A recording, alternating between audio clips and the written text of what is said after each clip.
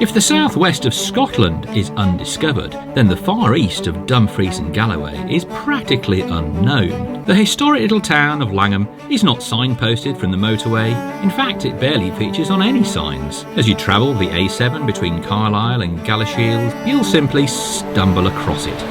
It's like a well-kept secret in a Scotland Confidential file. But it shouldn't be, and I'm going to show you why. Known as the Muckletoon, Langham hosts one of the country's most exciting events, the Common Riding. More of that later. And it also sits in a gorgeous location on the banks of the River Esk, close to the border with England. The town had an important visitor in 1972, Neil Armstrong, the first man on the moon. What on earth was Neil Armstrong doing here, in Langham? Well, Langham is the seat of the clan Armstrong. The home of the clan is Gilnockie Tower, found just south of the town. And Neil Armstrong famously said, "The most difficult place to be recognised is in one's hometown." And I consider this now my hometown. Other famous connections. Well, it's also the birthplace of the poet Hugh MacDiarmid and that icon of engineering, Thomas Telford. You could argue that the handsome Langham Bridge was Telford's first construction project. In 1778, he was working on it as a journeyman at the tender age of just 15. MacDiarmid was once described as an eccentric and maddening genius. I think he'd have loved this sculpture in his honour that sits above Langham. Then again, he might have hated it. We will never know.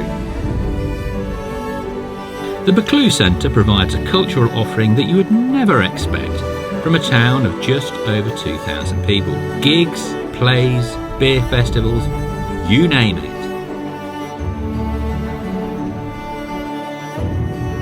Over 400 years ago, this was a lawless place as the infamous Border Reivers held power. It's a much safer destination these days. In fact, on most days you'd even say sleepy. Except July. Again, more of that later. We are known as the Muckletoon, with muckle meaning big. At one time, Langham was the largest town in the Borders, and that was due to the textile trade. We had 7 large working mills and brought a lot of people into the town. We are a unique town. We are on the edge of Dumfries and Galloway. We're often forgotten, corner of Dumfries and Galloway, but we're also on the edge of the Scottish borders. We're not far from Northumberland, and we're just a skip, hop and a jump to Cumbria, so we can use that to our benefit, and we attract visitors from these 4 border counties and beyond who just love to come here for the landscape, the walks, the wildlife. We've got 14 waymarked walks, the valleys where they can seek out history, heritage.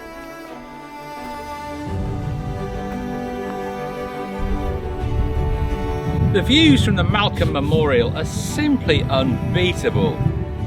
Down onto the town, far into Scotland, and then the other way, right across to the Lake District. And it's the beginning of August, and there's nobody here. This is the place to escape the crowds. Well, there are 2 of us here, and one of them's very tired. Being hidden away can, of course, have its disadvantages. Opportunities are limited, especially when large employers move away. The population has halved over recent decades. The Langholm Alliance is a community enterprise with the aim of building a thriving and sustainable local economy for the years to come. The Langholm Alliance is an umbrella community organisation, and it's basically been set up to provide the gateway to regenerating our community by 2030. We basically ask the town and the surrounding areas, what do we need to make Langham great again? We want to make Langham a place where people want to invest in, where young people want to stay, and most importantly, be a thriving community once again. What we also have now is a growing optimism for what we can do for the town. We have Creation Mill, who is bringing textiles back into the town. They're doing workshop, and of course we've got Drove Weaving and the Dyers, who produced the Lunar Tartan, which Neil Armstrong's family were presented with. We have Yarns to Yearn For. We're a Borderers, so we've all got our clan names. I'm actually a Douglas.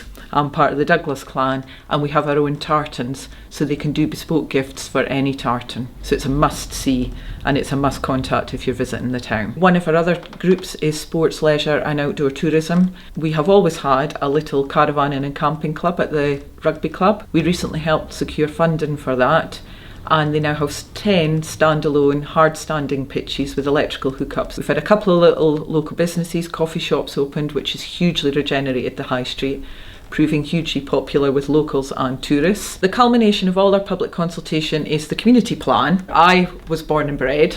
I've watched it decline, but I've also seen it beginning to rise again. Langham is now seen as the place that is a community. Everybody is working together. And Sharon, the town has just had a major rebranding. It's to really give the town its own identity, to showcase why we're truly special. The colours, the textile history, the culture, and it's all combined in this brand. The first common riding took place in 1759. In essence, it's a ceremonial inspection of the town's boundaries. Horses were introduced in 1816, led each year by the cornet, a role that is now a true badge of honour. I think it means more to Langham than anything else. You know, it is the red letter day in the town's calendar without a shadow of a doubt. You know, people talk about events happening either before the common riding or after the common riding. The traditions are fiercely guarded and things are not allowed to change at all. You know, there are no bungee jumps, there are no fancy dress parades, anything like that. It is just purely the tradition of riding the marches. And Billy, what's your personal history with the common riding? Well, I was cornet 39 years ago in 1984. My father was cornet in 1950, and my nephew's been cornet as well. So the 3 generations of the one family have all been cornet.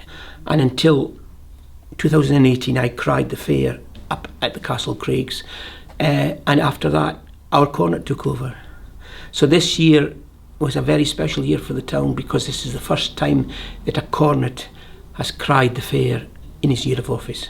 The cornet is chosen by public ballot. It's the people of Langham that vote for the cornet, and when the result of the ballot is announced at the public meeting, the 2 previous cornets, the right and left hand men, will run to the cornet's house to tell him that he's been successful and he is the cornet. So it's very exciting, very, very exciting. Here comes Langham. Slow down.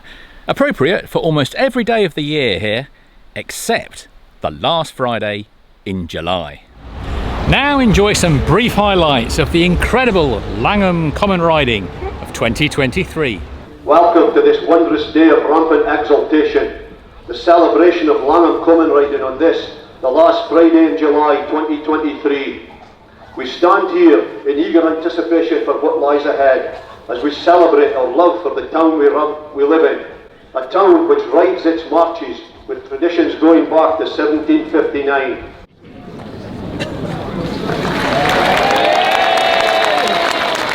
Carry this flag aloft with dignity and pride.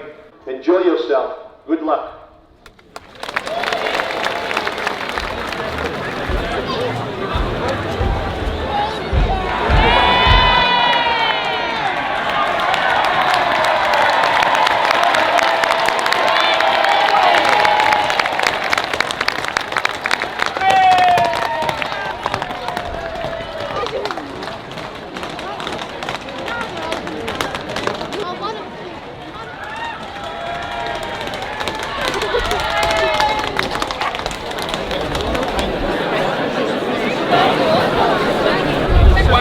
What a spectacle! I'd seen plenty of photographs, but they don't prepare you for the real thing.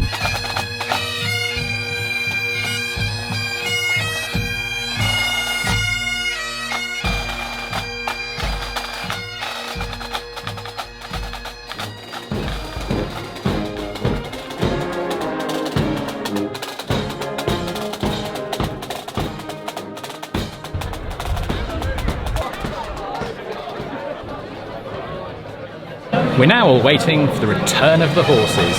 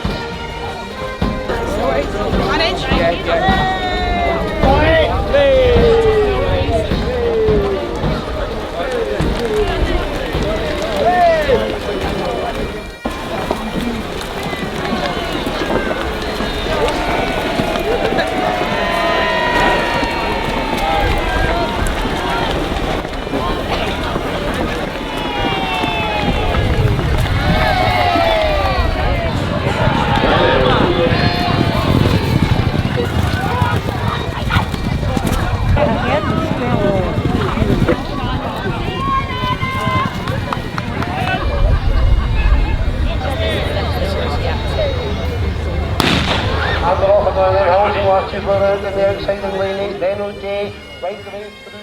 Bobby Wilson catching up and Jason Campbell up to cross the spout. Looks like cookie wanted from Waffles. So that's Langham, probably the best kept secret in the south of Scotland.